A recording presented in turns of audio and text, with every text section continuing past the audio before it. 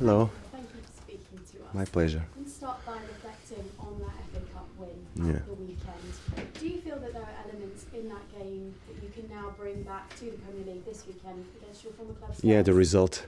result is the best thing that we can hope for. I think we did a good match. It was a tough one. We went to extra time. Many of our players went to play all the minutes. But the win always helps on the recovering and the atmosphere. So the week has been good.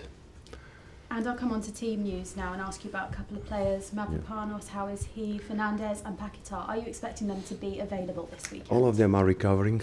All of them are recovering of different things. Dino's had a neck that took some time, still painful. Mateus is back doing individual sessions. Lucas is still on treatment. Let's see, and we have a couple of days to go. And a further question on Lucas Paquetá and his long-term future. For you personally, would your preference be for him to stay at the club long-term? I think it's a situation that we have to solve. All of us at the club have to solve. We always want our best players to be involved, and Lucas is one of our best players. So let's try to solve the situation. A couple of other players to ask you about, Callum Wilson and James Ward-Prowse. I know you spoke about them last week and you indicated they were being encouraged to consider what's best for their future, which may lie elsewhere.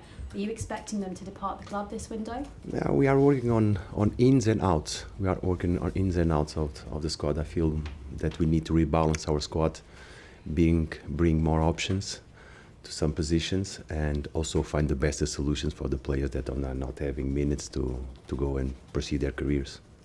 And finally, a question on the transfer window. I know you said you were looking to maybe bring in a few more new players. Of course, very successful with Tati Castellanos and that kind of extra striker option. Are there any other positions on the pitch where you're specifically looking to? There are, but let me try to keep it this. We are working very hard as a club to find the right ones in which is a very tricky transfer window to operate. So we have to make good decisions and we cannot afford mistakes. Thank you, Nuno. Thank you. Cheers, thank you. Hi, Nuno. Good to see you. I know you said in your first answer there that the result was the most important thing from the QPR win, but you're obviously a little bit unlucky against Forest, and of course it was a good performance against QPR. Have you seen enough recently to think that things can be turned around from the performances? I've been seeing not recent, but since we arrived, we are in a tough position, but we are fighting. We are fighting to improve our game, to improve the way we play. Like you said, I feel like you said, and well, there were matches that we play good and we didn't achieve a result, but that result happened on the weekend. So that can be our starting point for what we want to do at Spurs. Do you look at luck? Do you think? Sorry? Do you look at luck? Do you think that your luck can turn? You know, when you look back, particularly against the Forest. There are many things, not only luck. There are many things. There are mistakes. There are mistakes that we can control. I think if we go back, but let's avoid talking about the referees. But that was clear. Luck. It's a game. Football. It's a game, and it's fine margins. It's the ball that hits the post and goes. It's an offside by 2 centimeters that change the history. So we have to work to gain our luck. We have to go and fight for it. Spurs 14th in the Premier League table. What have you made of them so far this season? What can you tell us about them? It's a good team. It's a good team full of apologies. Apology. It's a good team. Talented players. Always a tough place to go. So we expect a very, very tough match. And it's a rival. It's a London derby. And on that theme of the London derby, what would a win do for the season? What would a win do for the fans? We are going to have 30,000 fans. What they expect from us that we put up a good fight. And then we see. And finally from me, Paco Gemes has joined as a first team coach.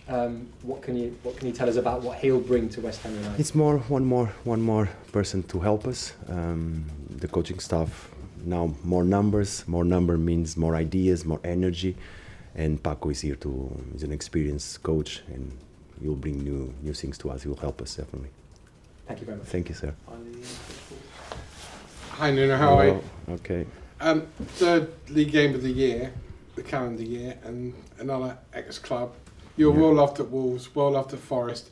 Your time at Spurs was weird because it was during COVID and you couldn't really get to know anybody. Do you look back with a little bit of I regret? didn't know. How you mean? I didn't know A anybody. bit, no, the fans. I mean, the supporters. Because when you first joined, Look, it was an honor and a pleasure to manage Spurs. Things didn't go well. Like you said, it's the third game in a row that we face clubs that I managed before. Nothing changed. It's a new game. It's a tough opponent and a tough place, and we are so needed of a good results that our focus is there to go and compete. is this a must not lose game because of the 7 point gap between you? Must not lose. Must win, must lose. No, it's a game. It's a game. There's a lot of football to be played, but we have to realize that each game, it's very important for us. It's very, very important for us. There's always this, we keep hearing noise in football around managers, and you know Thomas Frank is arguably under as more pressure than you are, and yet he's at Tottenham and they're at home on Saturday. How do managers deal with noise from TV, from radio, from newspapers? Me personally, I can only speak for me. I try to ignore as maximum as possible, to not get distracted. But then I have the briefing that brings everything into context again, and I have to deal with you guys, and that's noise. It's not so important, honestly, for us as managers, but to really try to shield our players from that noise, because they are the ones that really need the peace of mind to go and perform. So one of the job that we have as coaches is to try and block the noise and make the players focus on what is really matters. Just two more.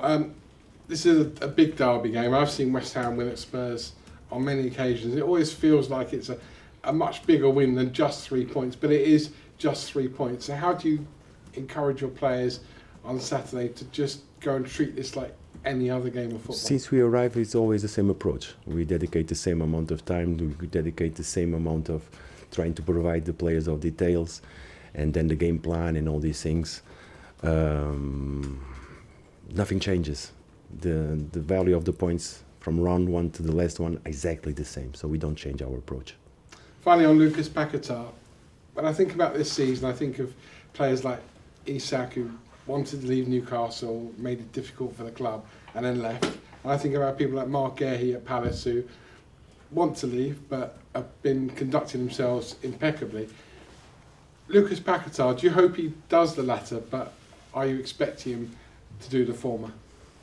This is what I told in the beginning. I think it's a solution that we have to find, us as a club, the player, myself, and look, my job is to prepare the team, and to prepare the team with the best players that we have. Lucas is one of the best players, so my job is to try and take the best out of all of them.